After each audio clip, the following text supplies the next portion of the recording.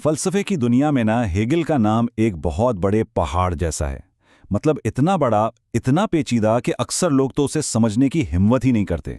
پر سوچیں، اگر اس پہاڑ پر چڑھنے کا کوئی آسان راستہ مل جائے تو چلیں مل کر یہ کوشش کرتے ہیں۔ یہ لطیفہ نا ہیگل کے فلسفے پر بالکل فٹ بیٹھتا ہے۔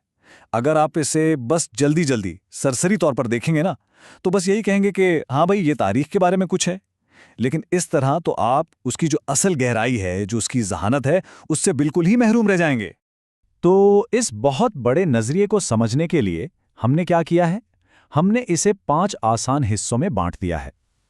ہم شروعات کریں گے ایک بڑے پراسرار سے لفظ گائسٹ سے، پھر ہم دیکھیں گے کہ تاریخ آخر ایک انسان کی کہانی کیسے بن جاتی ہے، اور آخر میں سب سے اہم بات کہ اس سب کا مقصد کیا ہے اور یہ آج بھی ہمارے لیے کیوں اتنا اہم ہے۔ دیکھیں، ہر بڑے فلسفے کو سمجھنے کی نا ایک چابی ہوتی ہے، ایک ماسٹر کی۔ ہیگل کے فلسفے کی وہ چابی ہے ایک جرمن لفظ گائسٹ۔ اگر ہم نے اسے سمجھ لیا نا تو سمجھیں گے باقی سب کچھ خود بخود سمجھ میں آنے لگے گا۔ اس کو نا ایسے سوچیں کہ دنیا میں ہر وہ چیز جو ٹھوس نہیں ہے، جسے ہم چھو نہیں سکتے، جیسے ہمارے خیالات، ہماری ثقافت، ہماری روح، ہماری ذہانت، یہ سب کچھ گائسٹ کا حصہ ہے۔ یہ سمجھیں کہ فطرت کا یعنی مادی دنیا کا بالکل الٹ ہے۔ اور یہاں ایک بڑی دلچسپ بات ہے، انگریزی کے 2 الفاظ ہیں، ایک ہے جسٹ مطلب کسی چیز کا نچوڑ یا خلاصہ، اور دوسرا ہے گائزر یعنی وہ طاقتور گرم پانی کا چشمہ جو زمین سے ابلتا ہے۔ یہ دونوں لفظ اسی ایک لفظ گائس سے نکلے ہیں، اور یہ ہمیں اس کا دوہرا مطلب سمجھاتے ہیں۔ ایک طرف تو یہ منطقی سوچ ہے بالکل نچوڑ کی طرح، اور دوسری طرف ایک بے قابو، ایک تخلیقی قوت ہے بالکل اس چشمے کی طرح۔ تو اب آپ سمجھ رہے ہوں گے کہ گائسٹ صرف ایک لفظ نہیں ہے، یہ ہیگل کا کہہ لیں کہ ایک خفیہ ہتھیار ہے۔ اب دیکھتے ہیں کہ وہ اس ایک نظریے کو استعمال کر کے پوری انسانی تاریخ کی تصویر کو کیسے بالکل بدل کر رکھ دیتا ہے۔ اچھا، ہیگل سے پہلے بھی نہ دوسرے فلسفیے سوچتے تھے کہ قوموں کی اپنی ایک الگ شخصیت ہوتی ہے، بالکل ویسے ہی جیسے ہم آج بھی کہتے ہیں نا کہ بھائی فلاں قوم بہت محنتی ہے یا فلاں قوم بڑی تخلیقی ہے۔ تو یہ خیال کوئی نیا نہیں تھا، یہ پہلے سے موجود تھا۔ لیکن ہیگل نے کیا کیا؟ اس نے اس خیال کو پکڑا اور اسے ایک بالکل ہی نئی سطح پر پہنچا دیا۔ اس نے کہا، ایک منٹ، صرف قوموں کو کیوں دیکھیں، ذرا بڑا سوچیں کہ پوری کی پوری انسانیت، مطلب آج کے لوگ، کل کے لوگ اور جو ہزاروں سال پہلے تھے، یہ سب مل کر صرف ایک وجود ہیں جو ایک ہی زندگی گزار رہا ہے۔ اور اگر یہ بات سچ مان لی جائے تو اس کا مطلب کتنا گہرا ہے؟ اس کا مطلب یہ ہوا کہ تاریخ صرف واقعات کی ایک لمبی سی فہرست نہیں ہے، نہیں، یہ تو پوری انسانیت کی سوانح عمری ہے، ایک ہی زندگی کی مکمل کہانی۔ ہیگل کہتا ہے کہ تاریخ کے مختلف ادوار کو نا بالکل ایک انسان کی زندگی کے مراحل کی طرح دیکھیں، کہ انسانیت کا بھی ایک بچپن تھا جب وہ نادان تھی تو ہم پرستی میں گھری ہوئی تھی، پھر اس کی جوانی آئی جس میں اس نے بہت غلطیاں کیں لیکن ان سے سیکھا بھی، اور اب وہ اپنی بلوغت تک پہنچ رہی ہے، ایک ایسی سٹیج پر جہاں وہ آخرکار خود کو سمجھنے کے قابل ہو رہی ہے۔ اور جیسے کسی کی زندگی کے ہر مرحلے کا اپنا ایک مزاج ہوتا ہے نا، بالکل اسی طرح تاریخ کے ہر دور کی بھی اپنی ایک خاص فیل ہوتی ہے، ایک روح ہوتی ہے۔ ہیگل نے اسی چیز کو ایک بہت مشہور نام دیا، زائٹگائسٹ، جس کا مطلب ہے زمانے کی روح۔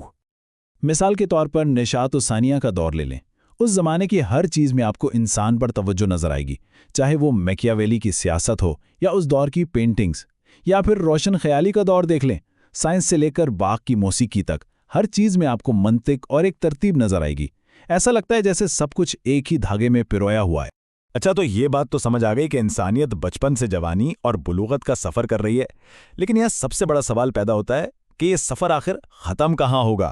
اس پوری کہانی کا انجام کیا ہے؟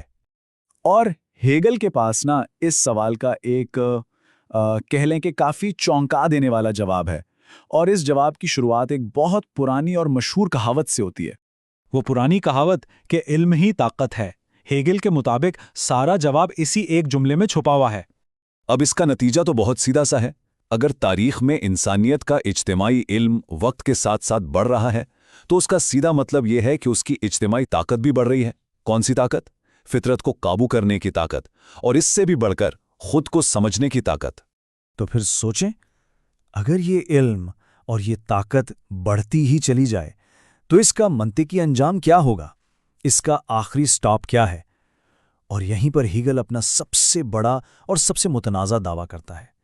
وہ کہتا ہے کہ تاریخ کا حتمی مقصد یہ ہے کہ انسانیت علم اور طاقت کی بالکل انتہا پر پہنچ جائے، یعنی ایک لفظ میں کہیں تو خدا بن جائے۔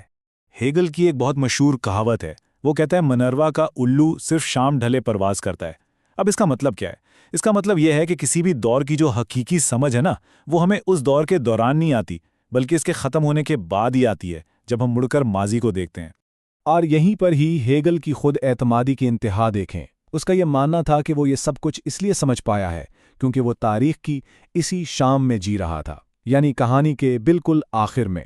اس کے نزدیک وہ صرف تاریخ نہیں لکھ رہا تھا، نہیں، وہ تو گائسٹ کی، یعنی پوری انسانیت کی سوانح عمری مکمل کر رہا تھا۔